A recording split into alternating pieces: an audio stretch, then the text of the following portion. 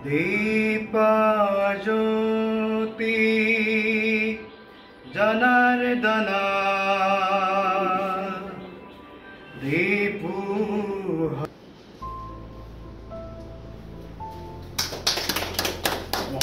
ইয়াৰ পিছতে আমি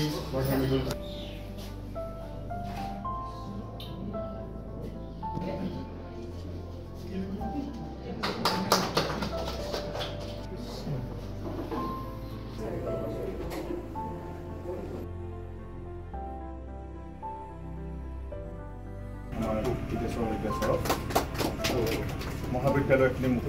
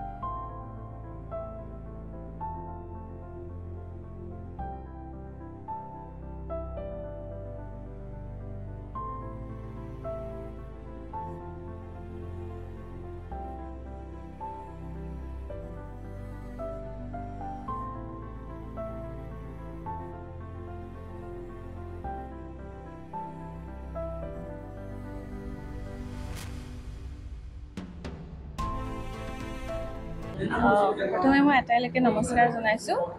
যে সৰুপথাৰ মহাবিদ্যালয়ে যোৱা বছৰ সোণালী জয়ন্তী বৰ্ষ উদযাপন কৰিলে আৰু তেতিয়াই আমি এটা অস্থায়ীভাৱে এটা মিউজিয়াম বা সংগ্ৰহালয় আমি তেতিয়াই তৈয়াৰ কৰিছিলোঁ আৰু তাৰপিছত ভাবিলোঁ যে সেই প্ৰচেষ্টাটো স্থায়ী হওক আৰু সেই উদ্দেশ্যৰে আমি এই স্থায়ীভাৱে মহাবিদ্যালয়ত এই নতুনকৈ যাদুঘৰ নাম দি এই মিউজিয়ামটিৰ সৃষ্টি আমি তৈয়াৰ কৰিলোঁ আৰু ইয়াত মূলতঃ অসমীয়া সংস্কৃতিৰ যি ধ্বজা সেই তাকে ৰাখিবলৈ আমি যত্ন কৰিম ধ্বজা বহন কৰিবলৈ আৰু তাৰ লগে লগে সমগ্ৰ অসমৰ প্ৰত্যেক অসমীয়াক আৰু ইয়াত যিমান জাতি জনগোষ্ঠী আছে প্ৰত্যেকৰে তেওঁলোকৰ যিবোৰ বিশেষত্বমূলক যিবোৰ সমল আছে বা আমাৰ যিবোৰ প্ৰত্নতাত্ত্বিক যিবোৰ সমল আমি পাম সাঁচিপাতৰ পুথিও আমি ৰাখিছোঁ গতিকে বিভিন্ন ধৰণৰ বস্তু এতিয়া ঠিক আমাৰ অলপমান পুৰা মানে বৰ পদ্ধতিমূলকভাৱে হোৱা নাই কামখিনি এতিয়া আমি আৰু বহুতখিনি মাত্ৰ আমি বাটটো কাটিছোঁহে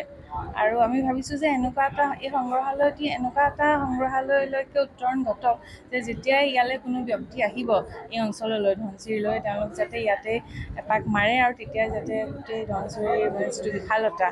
আজি দৈয়াং ধনশিৰি যি উপত্যকা সময়ত আছিল সেই তাৰো যাতে চানেকি আমি ইয়াত ৰাখিব পাৰোঁ তাৰ ব্যৱস্থা ভৱিষ্যতে কৰিম সামগ্ৰিকভাৱে অসমক আৰু তাৰপিছত ভাৰতবৰ্ষক আৰু সামগ্ৰিকভাৱে পিছলৈ আমি চেষ্টা ৰাখিম যে সমগ্ৰ বিশ্বকেই যাতে আমি ইয়াত প্ৰতিফলিত কৰিব পাৰোঁ